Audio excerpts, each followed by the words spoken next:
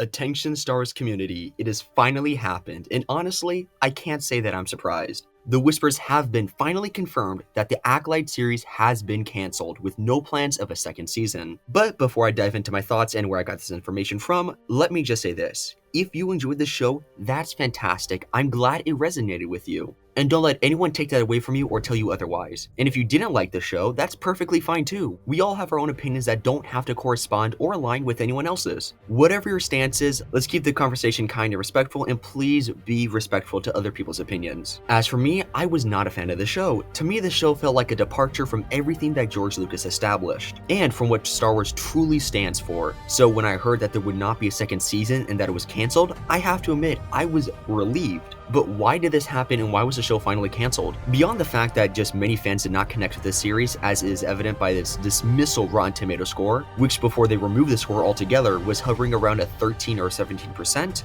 the show also posted some of the lowest viewership numbers for any Star Wars show finale of all time, with only 335 million minutes watched. And at first glance, that might seem like a decent number, but when you compare it to other shows such as Ahsoka with 575 million minutes watched, The Book of Boba Fett with 885 million minutes watched, or The Mandalorian's staggering 1.3 billion minutes watched for season 2, it's clear that the ACOLYTE struggled to say the least. And that's despite its colossal budget of $180 million, which for context is more than any of the original 6 Star Wars movies had. Revenge of the Sith, for example, only had around $113 million for its budget. And yet, with that budget, they still made one of the best Star Wars movies today. And yet, despite this massive budget, there were multiple moments within the ACOLYTE that looked, quite frankly, terrible. It's also unfair that shows like Obi-Wan Kenobi, which had a much larger fan base, had a budget of only around 90 million, only half of what this show had. But I'm not here today to simply tear apart the show, but instead I'm just going to talk about where I got this information from and my thoughts on it. So where did I get this information from? While the story has been largely covered, I will be referencing to an article made by Deadline that delves deeper into what might have gone wrong. As it first stated, the story of the ACOLYTE will not be continuing, with Lucasfilm opting not to proceed with a second season of the Star Wars offshoot starring Amanda Steinberg. Word of the decision comes more than a month after the 8-episode season,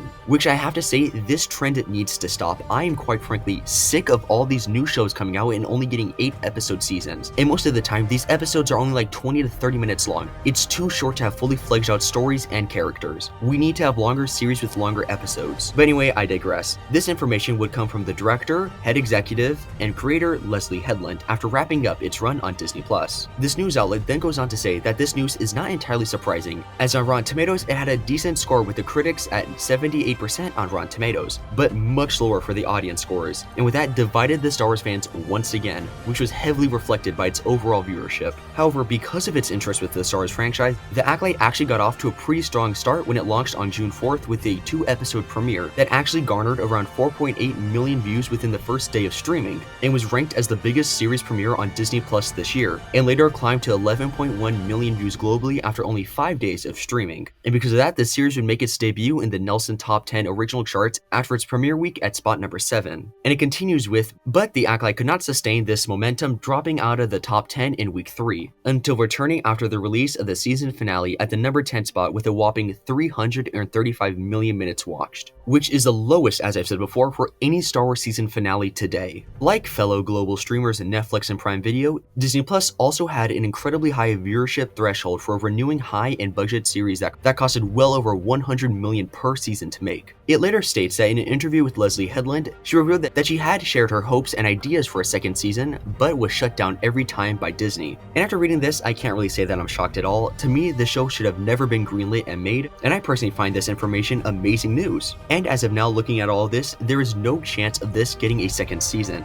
And from a business standpoint, it would actually be really stupid of them to make a second season, as it would lose a ton of money. And I feel like if we were to get more news on this, we would have learned more at D23, where we actually learned a lot about upcoming Star Wars projects such as the new Mandalorian Grogu movie, Andor Season 2, and Skeleton Crew. But however, there is also that small possibility of it being renewed and us getting some information about it at Star Wars Celebration. But like I said, I highly doubt that's going to happen. Anyway, I just wanted to fill you all in on what's been going around in the Star Wars community community and share my thoughts on this. And once again, if you're gonna share your thoughts and opinions on this, please do so with respect and respect other people's opinions, as they might not share the same as you do. But with that, please let me know what you thought of the show in the comments down below. I would love to see what you thought about this. Also, if you did enjoy today's video, it would mean a lot to me if you could like and subscribe. And with that, my fellow Star Wars nerds, may the Force be with you.